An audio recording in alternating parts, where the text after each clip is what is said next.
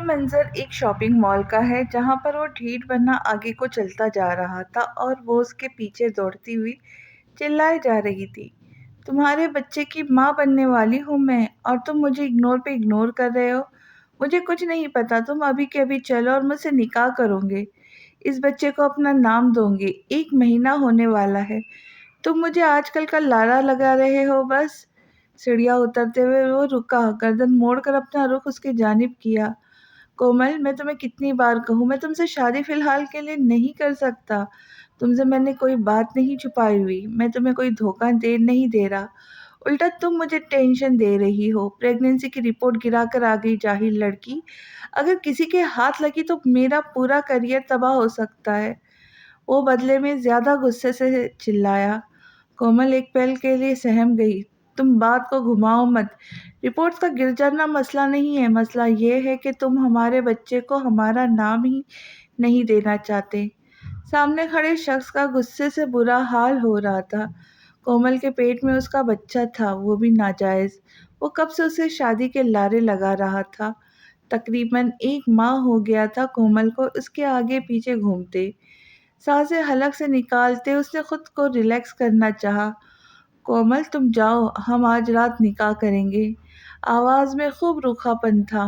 مگر آج تو میں نے کہا نا، باقی سب میرا مسئلہ ہے، تم ریلیکس ہو کے جاؤ، آرام کرو، جب میں تمہیں بلاؤں تو بتائی ہوئی جگہ پر آ جانا۔ چہرہ آگے کو جھکائے رازدارانہ انداز میں کہا تو کومل کا چہرہ خوشی سے کھل اٹھا۔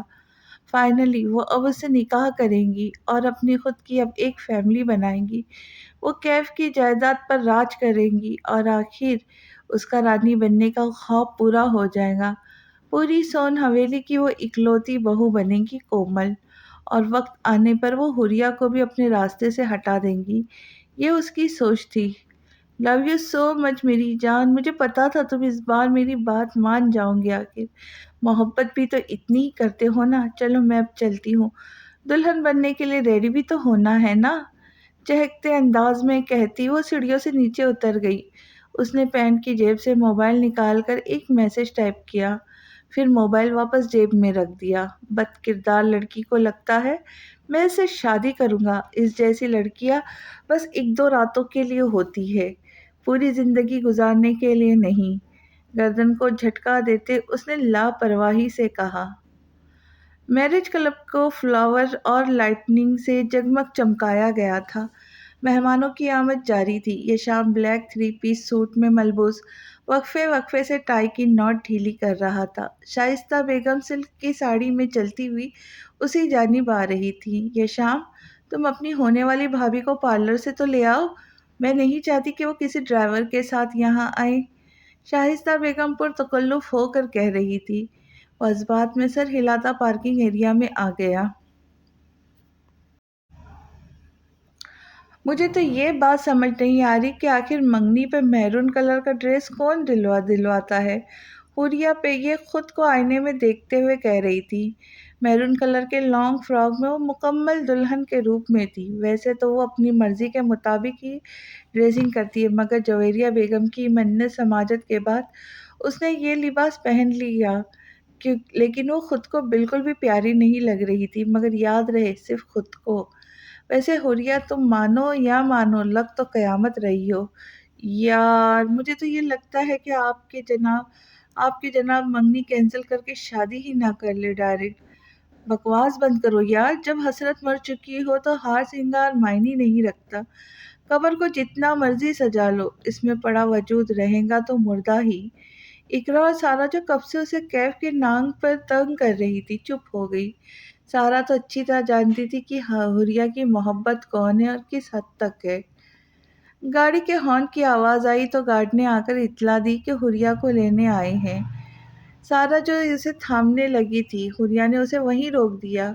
بے فکر رہو یار، ریڈی ہونے کا مطلب یہ نہیں ہوتا کہ برائڈ لنگڑی ہو گئی ہے، میں خود سے چل لوں گی۔ خود سے بڑے فراک کو سنبھالتی جو آدھا زمین پر پھیلا آ رہا تھا، گاڑی کی بیک سیٹ پر بیٹھی۔ سارا بھی بیٹھ رہی تھی کہ گاڑی کا گیٹ خود سے بند ہو گیا۔ یہ کیا بدتمیزی ہے، گیٹ اوپن کرو، اس نے میرے ساتھ آنا ہے، وہ ڈرائیور پر غصے سے چلائی۔ وہ فرنٹ مرر میں اس کو دیکھتا مدہوش ہو رہا تھا۔ مجال ہے جو اس نے حریہ کی بات سنی ہو۔ وہ اس کے رول کی ہوئی لٹوں سے نظر ہٹ دوڑاتا اپنی آنکھوں سے اس کے چہرے کا طواف کر رہا تھا۔ قیامت تو دل پر گزرنی ہی تھی۔ پہلو میں جو یار کو بٹھا رکھا ہے۔ وہ آہستہ سے اپنا رخ موڑتے اس کے جانب مڑا۔ تمہاری ہمت کیسے ہوئی یہاں آنے کی؟ چہرہ غصے سے لال سرخ ہو گیا۔ اس نے بغیر جواب دیے گاڑی اسٹارٹ کی۔ اپنی محترمہ کو لینے آیا تھا۔ امیجن تو یہی کر رہا تھا کہ میرے ساتھ آ کے بیٹھوں گی، مگر اچھا کیا یہ شام میں صبر نام کی کوئی چیز نہیں ہے۔ اوپر سے تم لگ بھی افسر آ رہی ہو، میری ذہن نصیب۔ ابھی کے ابھی گاڑی روکو یہ شام، ورنہ مجھ سے برا کوئی ہے بھی نہیں، ورنہ میں ابھی تمہاری جان لے لوں گی۔ اس کی بات کو کاٹ کر اپنے ہاتھوں پر کنٹرول کیا، ورنہ ایک تھپڑ پھر سے پڑنے والا تھا۔ تو تم لڑکیوں کا نا یہ بڑا عجیب مسئلہ ہے، بن ٹھن کے ہماری جان لے لیتی ہو، اور جب ہم اندھے مجنوں کی طرح تمہارے آگے پیچھے گھومتے ہیں تو کہتی ہو جان لے لوں گی۔ اور تم کیا جان لینے کی کہتی ہو؟ میرے تو گردے، پھیپھڑے، دماغ اور جگر سب کچھ تمہارا ہے، جب چاہے نکال لو۔ اسٹیئرنگ پر ہاتھ جمائے وہ ڈرائیونگ کر رہا تھا، البتہ نظر میرر پر مرکوز تھی۔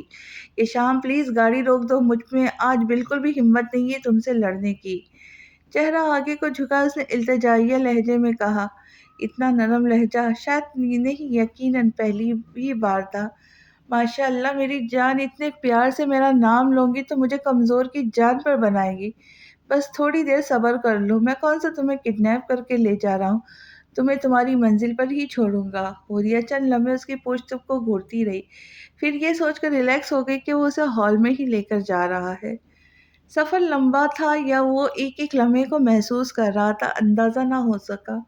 وہ دلہن کے جوڑے میں تھی، یہ ہار سنگار اس کی زندگی کا پہلی بار سنگار تھا، وہ کسی اور کی ہونے جا رہی تھی۔ اب جا کر اسے یقین آیا کہ حوریہ سکندر اپنی محبت کو ہار چکی ہے، وہ اس شخص کو کھونے جا رہی تھی جو آج تک محض اس کے خیالوں میں آتا تھا۔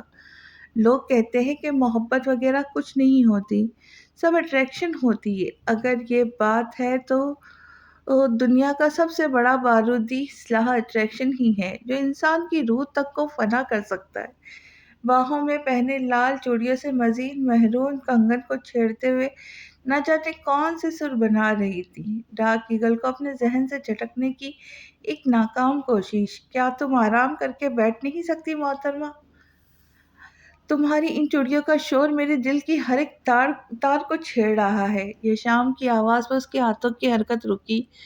تمہیں بالکل شرم نہیں آتی مجھ سے ایسی باتیں کرتے ہوئے؟ تمہاری ہونے والی بھابھی ہوں میں۔ سر سے لڑکتے دوپٹے کا پلو کندھے پہ سنبھال کر رکھتے ہوئے اس نے غصے سے کہا۔ وہ کامدار دوپٹہ بار بار کندھے سے پھسل کر اسے تنگ کر رہا تھا۔ ایک تو اس کی لمبی زلفیں اور یہ دوپٹہ، اف! اور اوپر سے یہ شام، مطلب ننھی سی جان پر اتنا ظلم! ہونے والی ہوئی تو نہیں نا؟ اور رہی بات شرم کی تو وہ تو کبھی میرے حصے میں آئی نہیں۔ اصل میں جب باٹی جا رہی تھی تو میں لینے گیا تھا، شاید شاپر میں لے کے آ رہا تھا، پھر راستے میں تم سے ٹکرا گیا تو تم دونوں کے ہاتھ سے شرم کا شاپر گر گیا، پھٹ گیا۔ اور اللہ کے فضل و کرم سے دیکھو آج ہم دونوں ہی اس چیز سے محروم ہیں۔ آنکھوں پر لگائے ہوئے گلاسز کو انگلی کے پوروں پہ ناک پہ سیٹ کیا۔ تمہارا کہنے کا کیا مطلب ہے؟ میں بے شرم ہوں؟ مجھ میں شرم نہیں ہے؟ یہ شام کی ڈرائیونگ سیٹ پر ہاتھ رکھتے ہوئے وہ آگے کو جھکی ہوتی تو اپنے ہونے والے شوہر کے ساتھ ایسے گٹ مٹ نہ کر رہی ہوتی، سکون سے نظریں جھکا کر بیٹھی ہوتی۔ سیٹ پر رکھے اس کے ہاتھ کی گرفت مضبوط ہوتی گئی، غصے سے آئی بروز اوپر کو اٹھے گئے۔ وہ میرر میں اس کا عکس دیکھتے بامشکل اپنی ہنسی ضبط کیے بیٹھا تھا۔ یہ تو تم بھول ہی جاؤ کہ حوریہ سکندر اپنے جیتے جی تمہارے آگے نظریں جھکائیں گی۔ لہجہ اب بھی اتنا ہی سخت اور کڑوا تھا۔ یہی تو میں چاہتا ہوں، انہی اداؤں پر تو مر مٹا ہوں تمہارا عاشق عاشق۔ اس دنیا میں تم وہ واحد لڑکی ہو جس کے آگے میری انا خاک برابر۔ صرف تم وہ لڑکی ہو جس کا غرور مجھے پسند ہے، اور وعدہ کرتا ہوں میں کبھی ایسا نہیں ہونے دوں گا تم کسی کے آگے نظر جھکاؤ۔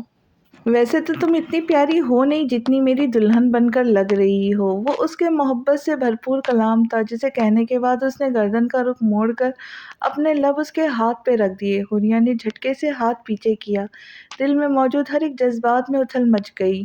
وہ پیچھے ہو کر سیٹ پر بیٹھ گئی، سانسیں بے ترتیب ہو گئی۔ اس انسان کے چھونے پہ وہ ایسا تڑپ جایا کرتی تھی۔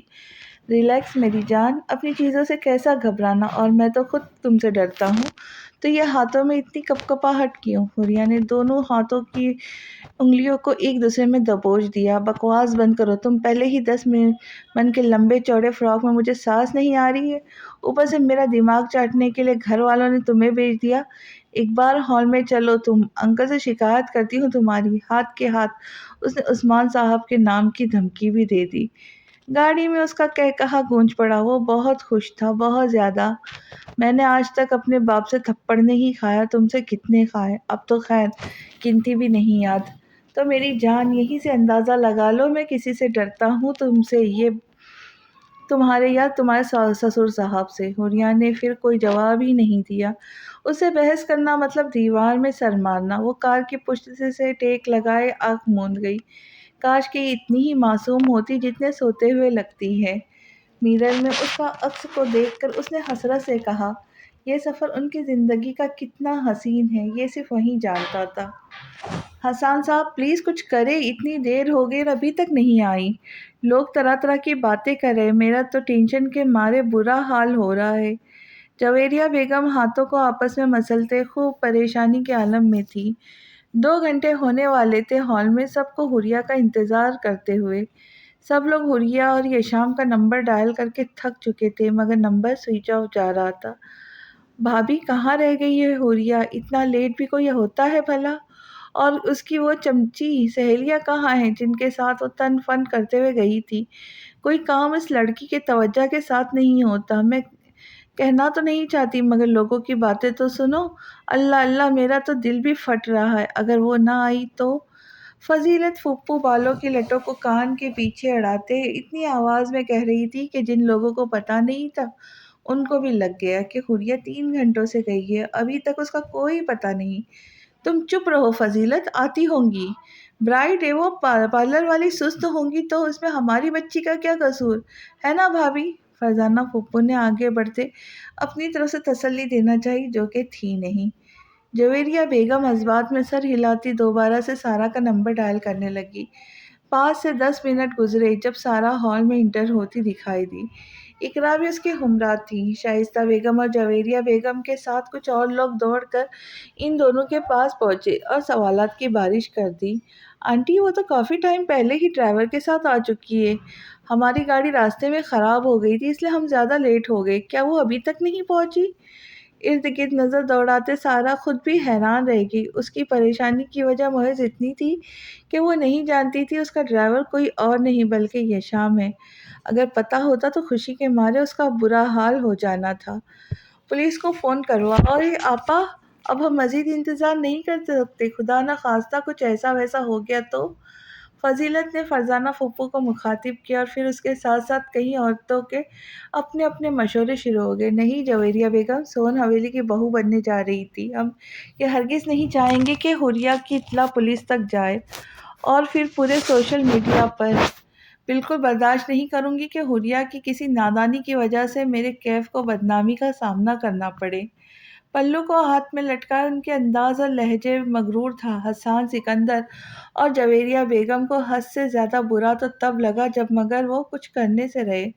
آپ لوگ فکر نہ کرو، میں خود جاتا ہوں اسے ڈھونڈنے، کیف نے پرسکون لہجے میں کہا اور چابی ہاتھ میں گھماتا ہوا کار ایریا میں آ گیا۔ اچھا، تب چکندر جائے گا سکندر کو ڈھونڈنے۔ کاش یہاں یشام بھائی ہوتے تو مزہ آ جاتا اگر وہ حوریا کو ڈھونڈنے جاتے ہوئے۔ ہائے اللہ، حوریا کو گنڈوں سے بچا کے لاتے، حوریا کے لیے گنڈوں سے لڑائی کرتے، حوریا ان سے امپریس ہو جاتی اور پھر شاید وہ کیف سے اسی بات میں منگنی توڑ کر یشام سے شادی کر لیتی۔ ایک حسرت لیے سارا نے اقرا کے کان میں خسر پسر کی۔ تھینک گاڈ سارا کہ تم میں خود سے کہانی لکھنے کا ٹیلنٹ ہے نہیں، اگر ہوتا تو پاکستان کے سارے رائٹرز اب تک بائیکاٹ کر دیے گئے ہوتے۔ وہ اقرا کی بات پر منہ پھلا کر رہ گئی، مگر حسرت تو اس کی بری نہیں تھی کہ کہنے کو تو وہ ایک سنسان عمارت تھی، مگر کسی کی محبت نے اسے راتوں رات ہی جگمگا کر رکھ دیا تھا۔ اس حویلی میں ہر سو تازہ پھولوں کی خوشبو تھی، رنگ برنگی کمکموں سے سجی وہ پرنور عمارت جو پچھلی راتیں کھنڈر جیسی تھی۔ اس عمارت کے تھرڈ فلور پہ وہ ایک کمرہ جس کا فرش گلاب کی پتیوں سے بھرا پڑا تھا، مخملی قالین پر پھولوں کی برسات، پاؤں رکھنے پر معلوم ہوتا تھا کہ جیسے کوئی کسی ہور نے بادلوں میں قدم رکھا ہو۔ پھولوں سے بھرے اس فرش کے وسط میں ایک چیئر پڑی تھی جس پہ اس نے اپنی محبت کو قید کر رکھا تھا۔ وہ کب سے اس پر چلائے جا رہی تھی، مگر وہ ڈھیٹ بن کے اس کے قدموں میں بیٹھا دیوانہ وار اسے دیکھے جا رہا تھا۔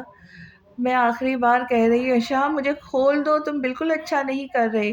ایک بار میرے ہاتھ کھولو پھر بتا دو، میں بتاتی ہوں تم مجھے کیسے اپنے قید میں رکھ سکتے ہو۔ اگر اصل مرد ہو تو کھولو مجھے۔ ہاتھوں کو چھڑانے کی کوشش جاری رکھے ہوئے وہ دوبارہ سے چلائی، شرم نہیں آتی تمہیں کمزور مرد پر عورتیں تاغی دکھاتے ہوئے؟ پتہ بھی ہے کہ یہ شام تمہارے سامنے کچھ بھی نہیں ہے، پھر اتنی اتنی دھمکیاں دینے بیٹھ جاتی ہو۔ اب کی بار وہ بولا بھی تو ذرا چڑھ کر بولا، شٹ اپ یہ شام کے بچے، میں تمہارا منہ توڑ دوں گی۔ اب کی بار اس نے زور سے ہاتھ کھینچنے کی کوشش کی تو دو چڑیاں ٹوٹ کر فرش پر جا گری، سفید ہاتھوں سے ہلکی پھلکی خون کی دھار نمایاں ہونے لگی۔ وہ ایک گھٹنوں کے بل اٹھا، اس کے بالوں کو اپنی مٹھی میں دبوچ لیا۔ ویسے بھی تمہیں صرف دو چیزوں میں انٹرسٹ ہے، ٹریفک کے سگنل توڑنے میں اور میرا منہ توڑنے میں۔ خیر، میرا منہ توڑ دیا یا ٹانگیں مجھے منظور ہے، لیکن تمہارے ہاتھ سے یہ میرے نام کی چوڑیاں ٹوٹی تو زندہ نہیں چھوڑوں گا۔ ساتھ ہی اس نے اپنا ہاتھ پیچھے کر دیا۔ حریہ کی جگہ اور کوئی ہوتی تو یہ شام کا اتنا غصہ دیکھ کر رو پڑتی، لیکن اس کا غصہ تو الٹا سوا نیزے پر پہنچ گیا۔ زندہ نہیں چھوڑوں گا، تم مجھے چھوڑ ہی نہیں تو نہیں رہے، چاہے زندہ یا مردہ، دیمک کی طرح آ کر چپک گئے ہو مجھ سے۔ میرا سکون کھا گیا اور اب وہ بولتے بولتے رکی۔ یہ شام پھولوں کی پتیوں میں کانچ کی ٹوٹی چوڑیاں ڈھونڈ رہا تھا۔ وہ کچھ لمحے بولنے کی ہمت نہ کر سکی۔ تم مجھے زمانے میں بدنام کر دو گے شام؟ وہ بے بس ہو رہی تھی، مگر وہ ظاہر نہیں ہونے دے گئی کہ کبھی بھی نہیں۔ اگر ایسا ہوا تو اس دن نہ زمانہ رہے گا نہ ہی یہ شام خود۔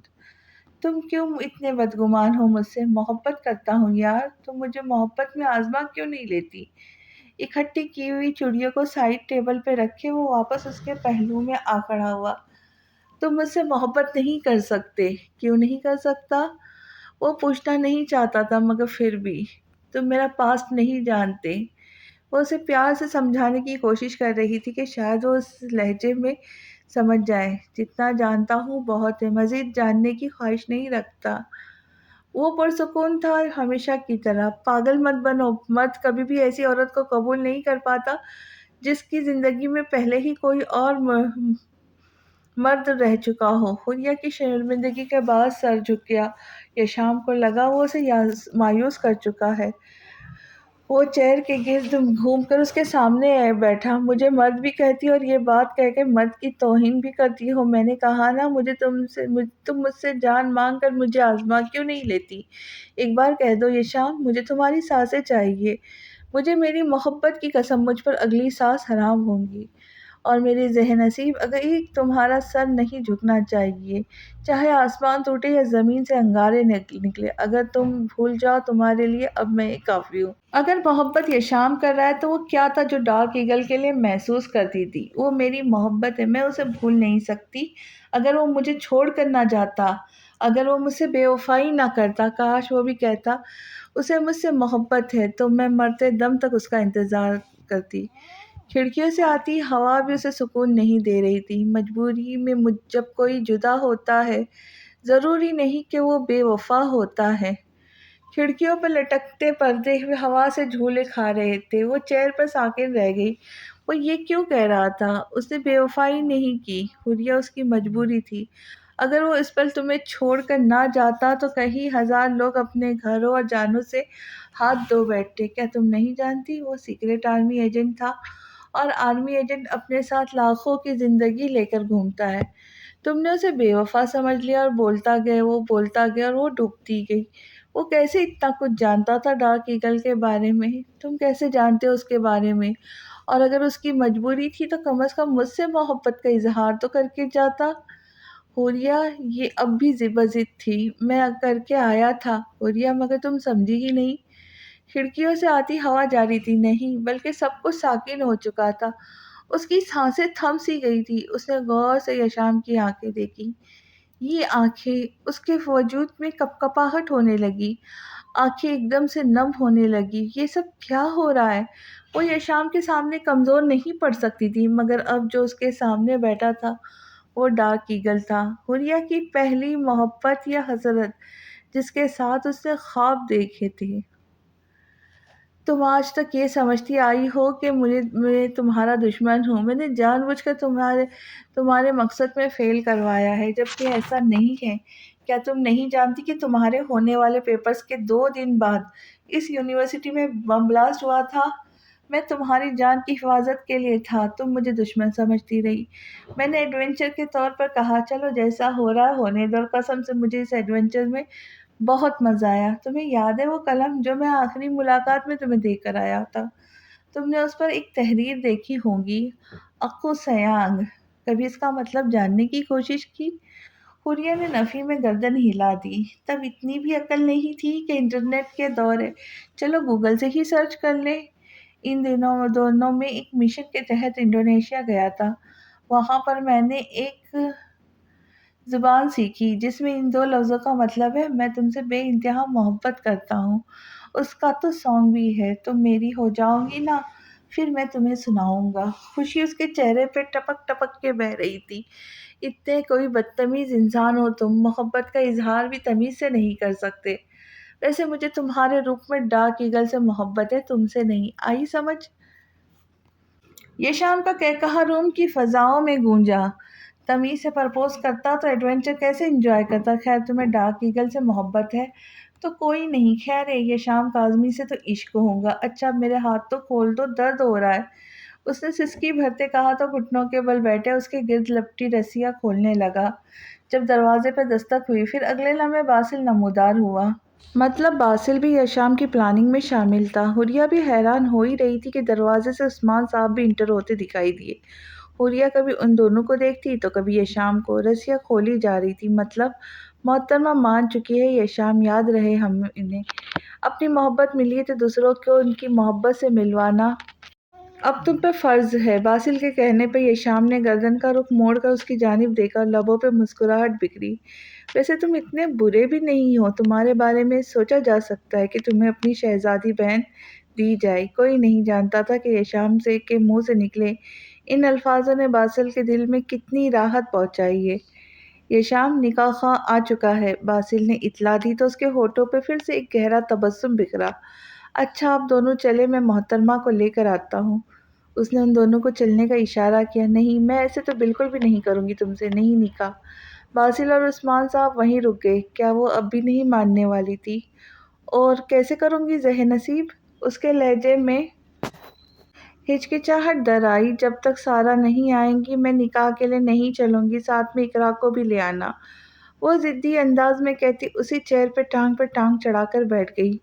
عثمان صاحب نے اپنا سر پکڑ لیا۔ یشام اور حوریہ کا ضدی پن تو ایک جیسا تھا ہی، مطلب وائب میچ ہو نہ ہو مگر ایٹیٹیوڈ تو میچ ہوتا ہے۔ میری پاگل لڑکی، تمہیں کڈنیپ کر کے لایا ہوں میں، ایسے تو تم پورے خاندان کو بلوا لوں گی، اور میں یہ ظاہر نہیں کرنا چاہتا کہ کسی کو یہ پتہ لگے کہ اس نکاح میں تمہاری رضامندی شامل ہے۔ وہ واقعی یہ نہیں چاہتا تھا۔ باسل نے ہنسی روکنے کی کوشش میں منہ پر ہاتھ رکھ لیا۔ جو بھی ہو یہ سب مجھے نہیں پتا، مجھے میرے نکاح میں میری فرینڈز کی موجودگی چاہیے، تو مطلب چاہیے، جیسے مجھے اٹھا کر لائے ان کو بھی اٹھوا لو بس۔ وہ بھی حوریہ تھی، کوئی بات اتنی آسانی سے سمجھ جاتی؟ ناممکن۔ یشام نے سائیڈ ٹیبل سے کار کی چابی اٹھا کر باسل کی طرف اچھالی۔ جا یار جا، لے کر آ محترمہ کی سہیلیوں کو۔ پہلے پتا ہوتا کہ اتنی گہری دوستی ہے تو اس کو کڈنیپ کرنے کی بجائے ان دونوں کو ہی اٹھوا لیتے، کم از کم یہ سکون سے چلتی ہوئی خود تو آ جاتی، وہ بھی یہاں سکون سے بیٹھی اور ہمیں بھی ذرا سکون ہوتا۔ حوریہ اسے گھور کر دیکھ رہی تھی۔ باسل چابی لے کر چلا گیا۔ عثمان صاحب لاؤنج ایریا میں نکاح خواہ کے ساتھ آ بیٹھے۔ 10 منٹ کے دورانیہ میں سارا اور اقرا حوریہ کے پاس موجود تھی۔ باسل سے جتنا ہو سکا اس نے راستے میں ہی بتا دیا۔ سارا کا تو خوشی کے مارے برا حال تھا، اور حوریہ نکاح کے لیے راضی ہے، اس بات کی خوشی الگ۔ اور اب جا کر اسے حوریہ نے بتایا کہ وہ کیوں راضی ہے، کیونکہ وہیں آفت کا پرزہ کہ ڈارک ایگل ہے۔ لاؤنج ایریا میں وہ سب لوگ موجود تھے، فانوس کی روشنی میں منور وہ لاؤنج ایریا۔ وسط میں موجود میرر کی ٹیبل پر نکاح خواہ کا نکاح والا رجسٹر پڑا تھا۔ چند لمحوں بعد حوریہ سارا رک رک کے ہمراہ سیڑھیوں سے اترتی دکھائی دی۔ لمبا فراک اور کامدار میرون دوپٹہ سیڑھیوں پر بل کھاتا اس کے قدموں کی پیروی کر رہا تھا۔ سرخ جالی دار دوپٹے کے پیچھے وہ چاند سا چہرہ ڈھکا ہوا تھا جس کے کناروں پر ڈیزائن شدہ لکھا ہوا تھا یشام کی دلہن۔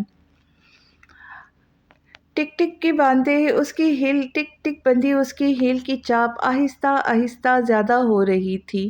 یشام نے آنکھ اٹھا کر اسے دیکھا اور اس کے بعد کچھ نہیں دیکھا۔ وہ پلک جھپکنا بھول گیا تھا۔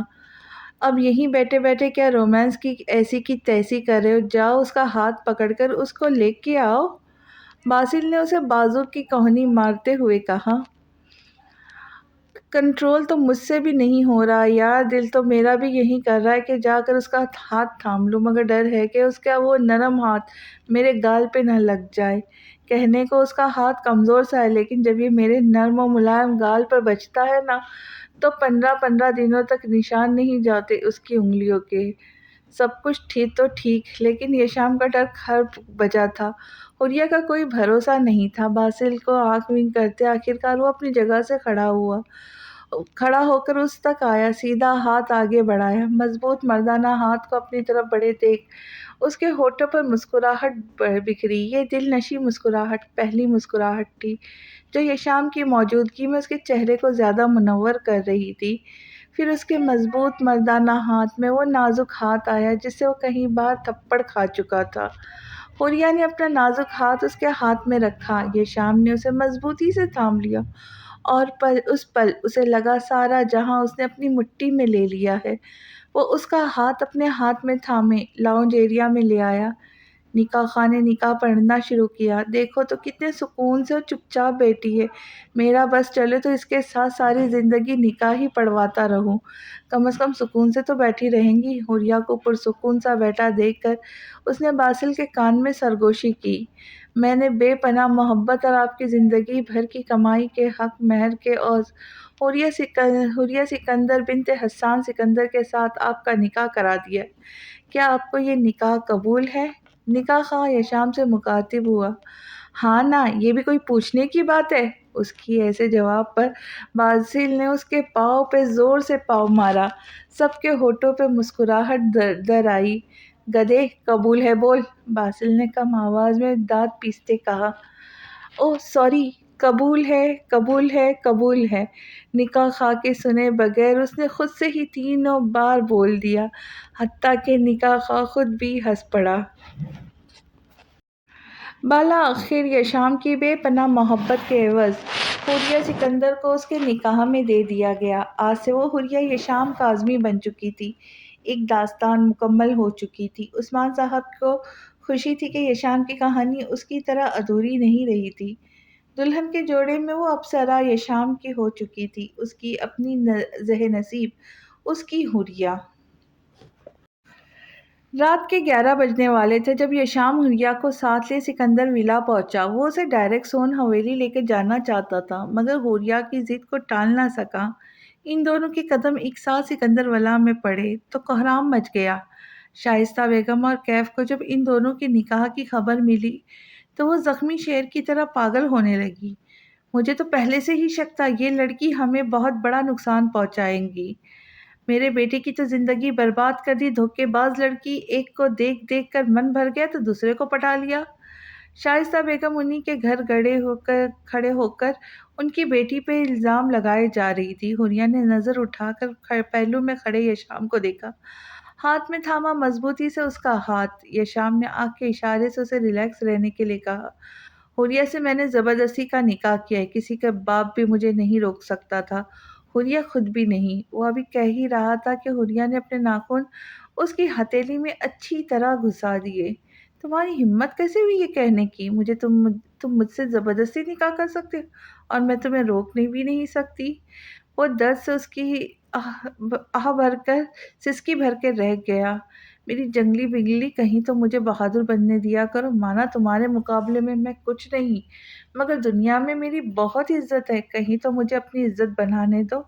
یہ غصہ تم بعد میں نکال لینا، تمہارا ہی ہوں، ہر روز بھی پیٹوں گی نا تب بھی چلے گا۔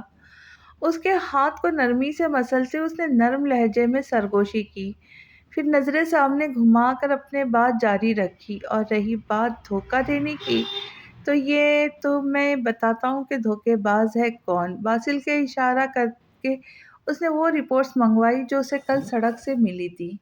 کیف کا بس نہیں چل رہا تھا کہ وہ وہاں سے بھاگ جائے۔ سب نے باری باری رپورٹس دیکھی، وہ کومل کی پریگنینسی کی رپورٹس تھیں۔ عثمان صاحب آگے بڑھے اور کھینچ کر 2 تھپڑ کیف کو رسید کیے۔ شائستہ بیگم کا تو کلیجہ ہی پھٹنے لگا۔ یہ سب جھوٹ ہے، یہ سب یہ شام کی چال ہے، مجھ سے میری حوریہ چھیننے کی۔ چہرے پہ اب بھی پہلے جیسی معصومیت طاری کیے ہوئے بول رہا تھا، خبردار اپنی اس گندی زبان سے میری بیوی کا نام بھی لیا تو بھری محفل میں تمہاری زبان نہ کاٹ دی تو میرا نام بھی یہ شام نہیں۔ یہ محض دھمکی نہیں تھی، اگر وہ دوسری بار حوریہ کا نام لیتا تو واقعی اس کی جان لے لیتا۔ کچھ دیر تو وہ ایسے ہی بحث کرتا رہا کہ وہ بے قصور ہے، یہ سب چال ہے اسے پھنسانے کی۔ پھر اس نے دیکھا کہ سارا کومل کو بازو سے گھسیٹتے راہداری میں داخل ہو رہی ہے۔ کیف کا سانس وہیں رک گیا۔ کیف کے پلاننگ کے مطابق تو اسے مر جانا چاہیے تھا، یہ کیوں زندہ تھی؟ سارا اسے گھسیٹتی صحن کے وسط میں آ کر کھڑی ہوئی۔ بتاؤ کومل ان سب کو کہ کس کے بچے کی ماں بننے والی ہو تم؟ سارا نے اس کے بازو کو جھٹکتے بلند آواز میں اس سے پوچھا۔ وہاں کھڑے سب لوگوں کی نظر اس پر تھی۔ جویریہ بیگم نے رو رو کر برا حال کیا ہوا تھا۔ حسان اسے بازو سے تھامے کھڑے تھے۔ البتہ حوریہ بالکل پرسکون تھی۔ تمہاری وجہ سے سب پریشان ہیں اور تم ڈھیٹ بن کر کھڑی ہے؟ فضیلت پھوپھو نے حوریہ کے پہلو میں کھڑے ہوتے کہا، میں ٹوٹ بھی جاؤں تو زمانے پہ ظاہر نہیں کرتی، اور کتنا اچھا ہوگا نا تم جو صرف خود پر ہی دھیان دو، کیونکہ 2 سیکنڈ میں تمہاری ہیل ٹوٹنے والی ہو، یہ نہ ہو کہ تم دھڑام سے منہ کے بل گرو۔ مگر فکر نہ کرو، میں اپنے پہلو میں کھڑے لوگوں کو گرنے نہیں دیتی، کیونکہ ان کا گرنا بھی مجھے اپنی توہین لگتا ہے، اس لیے میں انہیں سنبھال لیتی ہوں۔ حوریہ کے کہنے کی دیر تھی کہ فضیلت بی بی لڑکھڑائی، اس کی ہیل ٹوٹ چکی تھی۔ حوریہ نے اسے بازو سے تھام لیا۔ میں نے کہا نا، میں اپنے پہلو میں کھڑے لوگوں کو کبھی گرنے نہیں دیتی، تم تو پھر رشتے میں میرے باپ کی بہن لگتی ہو۔ فضیلت نے جھٹکے سے بازو چھڑایا اور ٹوٹی ہوئی ہیل کے ساتھ صوفے پہ جا بیٹھی۔ بتاؤ کومل سب کو، تاکہ اس منافق کیف کی سچائی سب کے سامنے آئے۔ سارا کی آواز دوبارہ گونجی۔ کومل نے نظر اٹھا کر کیف کو دیکھا۔ کیا اس کے لیے کیف کی آنکھوں کی دہشت کافی تھی؟ میں نہیں چاہتی کہ میری وجہ سے کسی کی زندگی برباد ہو۔ میں جانتی ہوں حوریہ کہ یہ بات سن کر تمہیں بہت گہرا صدمہ ہوگا، لیکن تمہیں سننا ہوگا حوریہ کہ میرے پیٹ میں پرورش پانے والا بچہ کسی اور کا نہیں بلکہ یشام کا ہے۔ میں اور یشام مل کر کیف کو پھنسانا چاہتے تھے، لیکن یشام نے تم سے شادی کر کے مجھے دھوکہ دے دیا۔ آئی ایم سوری یشام، مگر ہم اب کب تک زمانے سے یہ سچ چھپائیں گے؟ تم آج سب کو بتا دو کہ تم ہی میرے بچے کے باپ۔ کومل کے بقیہ الفاظ اس کے منہ میں رہ گئے۔ حوریہ کا دمدار تھپڑ نے اس کے حلق سے آواز نکال لی۔ اب بتاؤ سچ کیا ہے؟ حوریہ نے انگلی دکھاتے دھمکی دی۔ میرا یقین کرو یہی سچ ہے۔ چٹاک حوریہ نے دوسرا تھپڑ مارا، اور اتنی شدت سے مارا کہ اب وہ جھوٹ نہیں بولے گی۔ سچ کیا ہے کومل؟ وہ چلائی۔ مجھے بچا لو حوریہ، پلیز کوئی تو مجھے بچا لو، وہ مجھے مار دے گا۔ یشام نے جو کہا وہی ہے، وہ سچ ہے، لیکن اب کیف مجھے اس کی آنکھیں بند ہو گئی۔ وہ نڈھال سی فرش پر گرتی گئی۔ حوریہ نے گھٹنوں کے بل بیٹھ کر اسے سنبھالا۔ سہارا بھی دوڑ کر آگے بڑھی۔ کومل پلیز بتاؤ کس کا بچہ ہے، میری زندگی کا سوال ہے، پلیز کومل۔ وہ اب زمین بوس ہو چکی تھی۔ دایاں ہاتھ اٹھنے لگا۔ اس نے کیف کی جانب اشارہ کیا۔ اگلے ہی پل اس کا ہاتھ گر گیا، اس کے منہ سے جھاگ بہنے لگا۔ بلا شبہ اسے کسی نے زہر دے دیا تھا۔ ایک اور ادھیڑ عمر کی عورت روتے بلکتے سینے پہ ہاتھ مارتے راہداری سے داخل ہوئی۔ اسے اپنے دوپٹے تک کا ہوش نہیں تھا۔ وہ آتے ہی کومل کے مردہ جسم سے لپٹ گئی۔ شاید وہ بدنصیب اس کی ماں تھی۔ سب لوگ کومل کی طرف متوجہ ہوئے تو کیف وہاں سے غائب ہو گیا۔ یہ شام بھائی کیف بھاگ رہا ہے، سارا نے یہ شام کو مخاطب کیا۔ وہ پرسکون تھا، فکر نہ کرو، وہ خود اپنی منزل تک جا رہا ہے، گیٹ سے باہر نکلتے ہی وہ پولیس کی گرفت میں ہوگا۔ سارا مسکرا دی۔ سب کچھ ٹھیک تھا مگر ان کو کومل کا افسوس رہے گا۔ تم اداس کیوں ہو رہی ہو؟ اس نے حریہ کے کان میں سرگوشی کی۔ کومل کے ساتھ بہت غلط ہوا ہے یہ شام، کیا تمہیں اس کا افسوس نہیں؟ وہ بے پلک جھپکتے پہلی بار اس سے معصومیت سے مخاطب ہوئے۔ افسوس کس بات کا؟ جب گناہ کرنے میں عورت کی رضامندی شامل ہو تو رب کے عذاب سے زیادہ اس عورت سے ڈرنا چاہیے۔ اور رہی بات افسوس کی تو افسوس تھا، بہت تھا، مگر اس کی ماں کے آنے سے پہلے تک تھا۔ کومل کے ساتھ یہی ہونا لکھا تھا کیونکہ یہ آنٹی کلثوم کی بیٹی تھی۔ وہ صحیح کہہ رہا تھا، بعض اوقات ماں باپ کے گناہوں کی سزا مکافات عمل کے طور پر ان کی اولاد کو دی جاتی ہے۔ اس پل اس کی آنکھوں کے سامنے وہ سارے منظر لہرانے لگے جب کلثوم آنٹی نے محلے بھر میں اس کی پاک دامن بہن پر الزاموں کی برسات کی تھی۔ آخر کس نے دیکھی ہے؟ آخرت کس نے دیکھی ہے؟ انسانوں کے گناہوں کی سزا اسے دنیا میں ہی مل جانی انسانوں کے گناہوں کی سزا اسے دنیا میں ہی مل جاتی ہے۔ وہ جو اپنی بیٹی کو زمل کے مقابلے میں لاکھ بہتر کہتی تھی، آج ثابت ہو چکا تھا۔ سون حویلی کے اس اسٹڈی روم کا منظر آج تھوڑا الگ تھا۔ اسٹڈی ٹیبل کے گرد چیئر، پیلی زرد روشنی میں بیٹھنے والا وہ وجود یشام کا تھا۔ اس کے ہاتھ میں وہی سیاہ کتاب تھی۔ وہ کافی دیر اپنی انگلیوں میں قلم گھماتا رہا، اس کے رخساروں سے آنسو بہہ رہے تھے۔ بہت ہمت جمع کرنے کے باوجود بھی وہ یہ نہیں لکھ پا رہا تھا۔ دسمبر کی آخری راتیں اور فل سردی کا عالم، پھر بھی اس کے ماتھے سے پسینہ بہہ رہا تھا، جسم کانپ رہا تھا، لیکن اسے یہ کرنا ہی تھا۔ اس کتاب کی داستان یہی ختم کرنی تھی جس کا عنوان الزام تھا۔ بالآخر اس نے کتاب کا آخری صفحہ کھولا، کانپتے ہاتھوں میں قلم مضبوطی سے تھاما اور وہ لکھ دیا جسے سوچنے پر بھی اس کی روح کانپ جاتی تھی۔ مورخہ تاریخ وفات 28 دسمبر، عثمان کاظمی۔ اور پھر عثمان صاحب کی سانسوں کے ساتھ ان کی کہانی بھی عنوان سمیت یہیں ختم کر دی گئی۔ تو آپ کو یہ کہانی کیسی لگی ضرور بتائیے، اور نئی کہانی کے لیے ملتے ہیں نئی ویڈیو کے ساتھ۔ تب تک کے لیے خوش رہے، خوشیاں بانٹے اور دعاؤں میں یاد رکھیں۔ میرے چینل کو سبسکرائب کریں، لائک کریں، شیئر کریں۔ اللہ حافظ۔